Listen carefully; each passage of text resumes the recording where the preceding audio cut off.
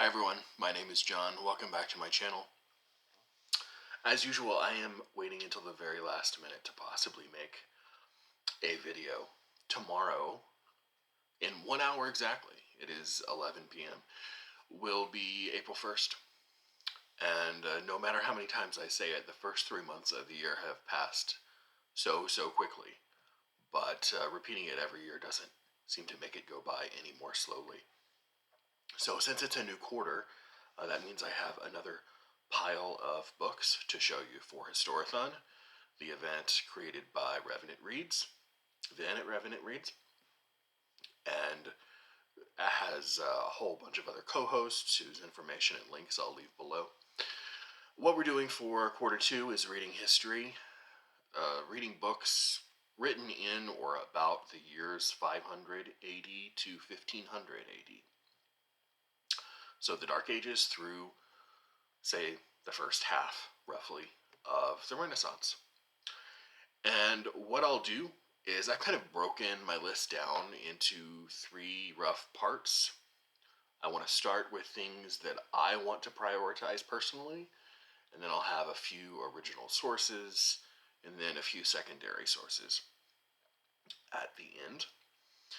And I wanted to see if I can get this done in less than about 25 or 30 minutes. So I kind of want to jump right into things because there's a few of them to show. So one I've already committed to, not only already committed to, but have committed to with a couple of other people, including Stephanie J. Cohen, Debs from Rainer Reads, and Claire Shepard. This is Children of Ash and Elm by Neil Price. This actually came, the whole reason it made it onto my list is because Vin from Revenant Reads, like I mentioned, he speaks really highly of it and knows probably more than anyone else in the group about the subject. And looks kind of to be a general history of the Vikings. I couldn't tell you too much more than that about it. You'll notice the books about the Vikings will be a common theme. It just sort of intro, getting your feet wet, reading about the subject. But by the way, that is what I'm trying to prioritize in this 3-month period, Viking stuff. So here's another one. This is by Princeton University Press. This is The Age of the Vikings by Anders Winroth. And this just looks at, apparently, at least according to the back of the book, endeavors in commerce, politics, discovery, and colonizations, and reveals how Viking arts, literature, and religious thought evolved in ways unequaled in the rest of Europe. So, I'll take it. One I've had for a while, sitting around, and one that was reviewed by a friend of mine on Goodreads, who gave it a relatively good review. I've never heard anyone mention it, but this is The Vikings by Robert Ferguson. And she sort of described this as a series of stories about migrations and movements of different kinds of people that we collectively call the Vikings, and then goes into some of the discussions about the archaeological evidence without getting too deep into the weeds for a newbie like me. And then we'll see how it reads. It might be dry as dust, but I think it has relatively good reviews, and I think I've heard good things about it. This is the Oxford History, A History of the Vikings by Quentin Jones. Sometimes these are compilations of essays written by different people, but in this case, all of the sections in it's written topically, so it is kind of a series of loose essays, but they're all written by Gwen Jones, instead of just being kind of an anthology of essays a people or a time. So if it's not dry as hay, I might read this as well. So I'm just now realizing that some of the books in the next section are not actually original sources, but I'll call this section original sources. Let's start out with the ones that actually are. The first of which is, well, we have 3 Penguin classics in a row. So, The History of the Franks by Gregory of Tours. Gregory was a historian. Clearly, he was also a Merovingian court official. And in the late 6th century sometime, he wrote this history of his own people, the Franks, and it collects a bunch of stories about Christian martyrs and miracles, discussions about church debates that were going on while he was alive, biographical information about holy people and nobility. And you have to love a historian who, when asked to write a history of his people, starts in chapter 1 with a recounting of Adam and Eve. That is just maybe the best, clearest mark of Francocentricity. Imagine being asked to write a history of your own country, England or the United States, and saying, well, a long time ago, there were these 2 people. I just love that. It sort of tells you a little bit about the time and the place, and maybe a little bit about his personality, too. The next one is a historian from a very, very different time who also falls into the 500 to 1500 mark here. This is Michaelus, and this is his unfortunately translated 14 Byzantine rulers. The original name was the Chronographia, or the Writings of My Time, something like that. Michaelus was an 11th century Byzantine monk and court official and historian. And this is sort of written in the vein of Suetonius and the Lives of the 12 Caesars, and the fact that it contains 14 sort of potted biographies of Byzantine emperors, starting with, in fact, every single Byzantine emperor from Basil II, who took the throne in 976, to Michael VII, who was forced to resign in 1078 and get himself to a monastery. The universally medieval way of resigning from public and political life.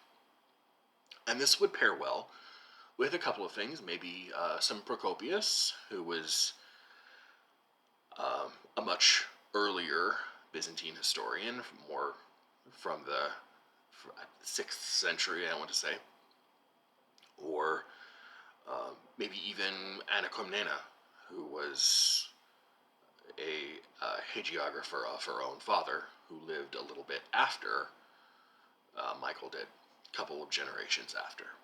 I'm glad to see in the Discord that we have a Discord for Historathon, that some Byzantine historiography is getting attention. It's usually not one of the first things people go to. Next up, I think it's the last penguin for the entire pile, actually. This is Einhard and Knocker the Stammerer, 2 Lives of Charlemagne. They are both very, very short. And Einhard and Knocker were 2 biographers of Charlemagne. Einhard was someone who actually worked for Charlemagne himself, and who also worked for Charlemagne's son, Louis the Pious. And then Knocker was a Benedictine monk who we think is the author of the second biography, though we don't have any definitive evidence that that's actually the case. But he lived a couple of generations after Charlemagne died, so he didn't know personally know Charlemagne personally, but Einhard did, which makes it interesting in a couple of different ways. He could have been trying to toe the court line and say great things about him, but he also could have had the chance to be brutally honest. I've never read either of any one, so either one. All right, and these are not. They made the original the primary sources section. They're primary sources mostly because they're important historiographically. I'm well aware they're not written in the time period, but they're still written about the time period. And this is the Renaissance, like I kind of hinted at earlier, is weird because it's sort of cut in half by the year 1500. But I'll probably have some Renaissance stuff in quarter 3 as well. But this is an old. I have never heard of this publisher before, to be honest. Kaneki and Kaneki? Kanaki and Kanaki? I don't know. This is. It still has my old half price books price tag on it. This is the Italian. The Renaissance in Italy by Jakob Reinhardt. Wow, it is late.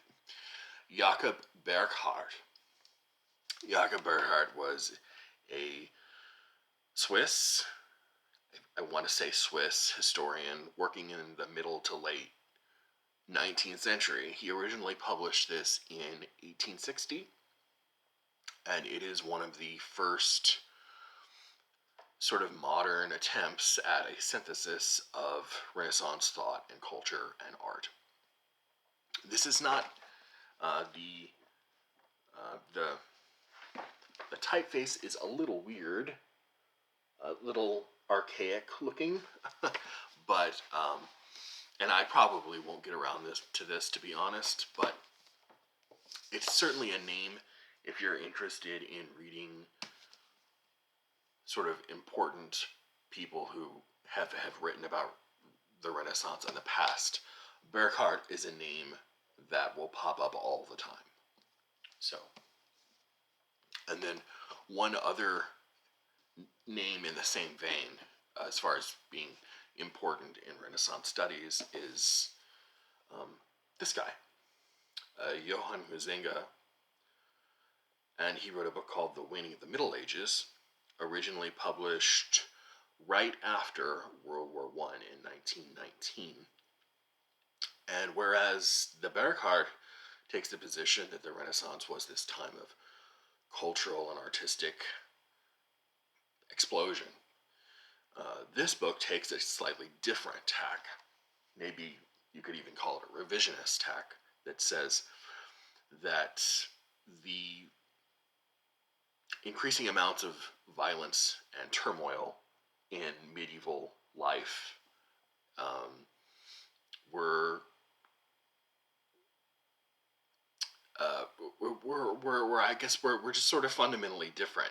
It sees the excess and the formalism is, or mannerism is a little too particular of a word, but the excesses maybe of the Renaissance and late Middle Ages as kind of a sign, a symptom of the violence and the turmoil going on at the time. So it's a completely different take.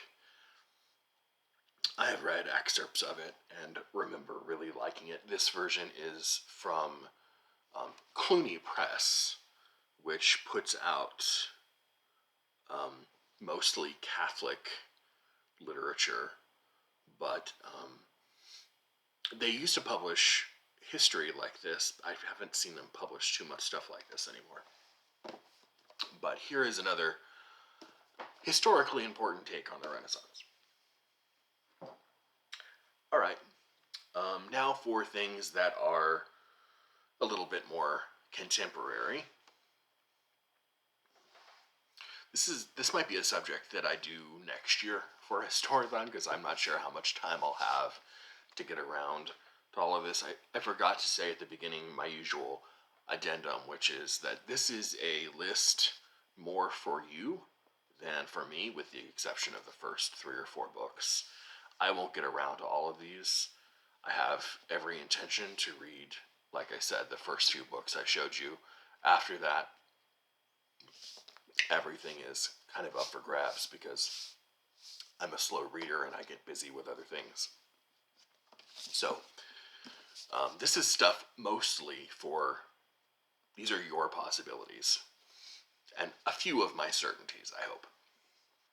This is Kingdoms of Faith, A New History of Islamic Spain, by someone I have a few books by, Brian A. Catlos. And this covers the entire 1,000-year history of Spain, that during which there were Muslims living there, from the 7th century to the final expulsion of the Moriscos, which was 1614 or 1617. The date is not coming to mind right now. The Moriscos being the Muslims and their descendants who were forced to convert to Catholicism. So this is a sort of a sweeping history of that really broad span of time.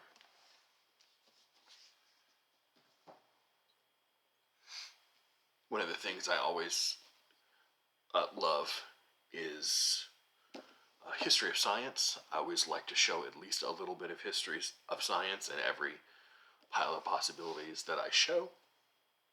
And this is the beginnings of Western science.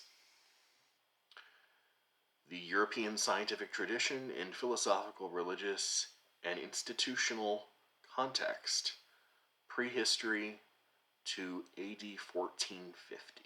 So right up to the end of our time span, by David C. Lindbergh. And this covers pretty much every single branch of science, including a lot of things that are no longer thought of as science, like alchemy, from the pre-Socratics all the way up to the late scholastic thinkers in optics, astronomy, natural history, medicine, cosmology, you name it. It's in here.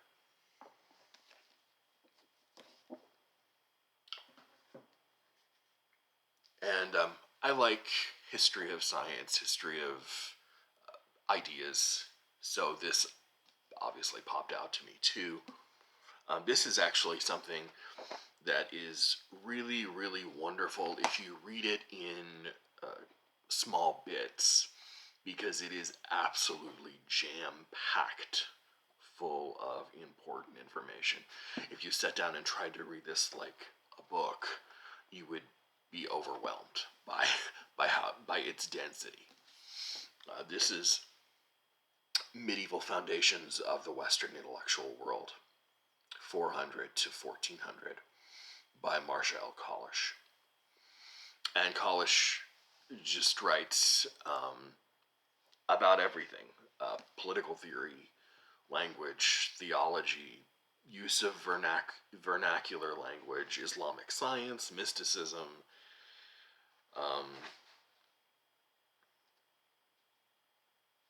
I mean, the first chapter is called the Apology of the Constantinian Establishment. So, I mean, we're going all the way back to, Constantine, and then ending up with conciliarism and feudal monarchy in the age of scholasticism.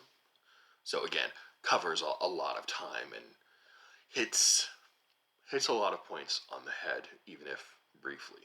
But 1,000 years is a long time to cover. And let's see how many pages: 450 or 350. So it's very, very dense, but enjoyable.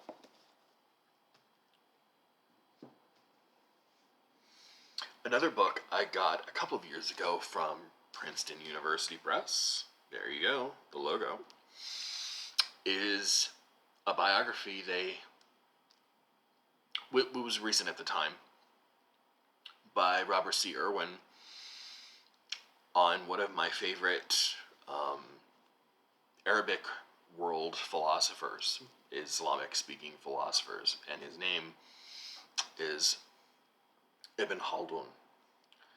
And Ibn Haldun was a late 14th century Islamic philosopher, sort of a polymath, one of the great series of polymaths that the Arabic-speaking world produced during the Middle Ages. He wrote a book that is still read today. Actually, it's called the Muqaddimah, which is Arabic for like a prologue or a prolegomena. And it's usually called one of the first attempts at a work of sociology or demography, even though it discusses a whole host of things. And he was curious about absolutely everything under the sun. And this is kind of like an intellectual biography, so it talks about not only his life, but tries to synthesize a lot of his work in the context of where and when he lived.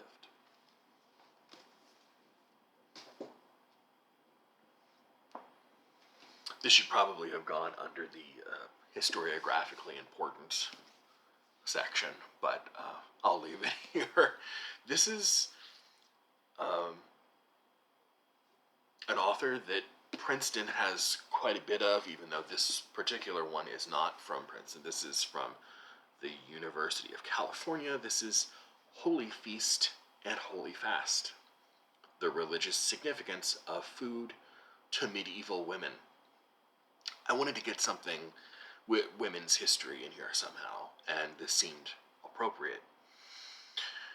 This is a piece of history that you see all over sort of university syllabi that discuss women's religious history and medieval history. And it talks about how women used food and related to food to express and recapitulate certain religious ideas. Like, for example, the way they would forswear regular food, quote unquote, to spiritually prepare themselves for the Eucharist, the taking of holy food, or offering their own body for sacrifice, their own flesh. And but like I said, this is a book that you see on a lot of sort of graduate level, upper undergraduate level courses on especially women and the medieval religious life. I have not actually dipped into this, but it sounds fascinating to me, and it pops up all over the place. Two more. I think we'll be able to make it in well under 30 minutes. This is another book I've dipped into and out of over the years, and really, really want to read one of these days. It is Montaigu, the Promised Land of Error by Emmanuel Leroy-Ladurie. Ladurie was a famous French historian working in the 20th century. He was a pioneer of the field of microhistory, which tries to look at what happened with particular places, times, and themes in order to illustrate larger historical trends. And this book is the story of a bishop by the name of Jacques Fournier and his investigations into the heretics of this town called Montaigu, which is in south central modern day France. And he is basically sent there to investigate these sympathizers or downright believers in what would be known as the Albigensian Crusade, the Albigensian heresy. And through the stories that Fournier looks at, which is largely how this book is written. It is he found Ladourie found the 700-year-old records of the Inquisition that happened in Montaigu, and wrote this book. He draws conclusions about medieval life, about crime and violence, and their attitudes towards growing old and aging, and animals and folklore, a whole bunch of kind of stuff. Fournier, by the way, was not just any village Catholic priest trying to toe the line. He would later become Pope Benedict XII.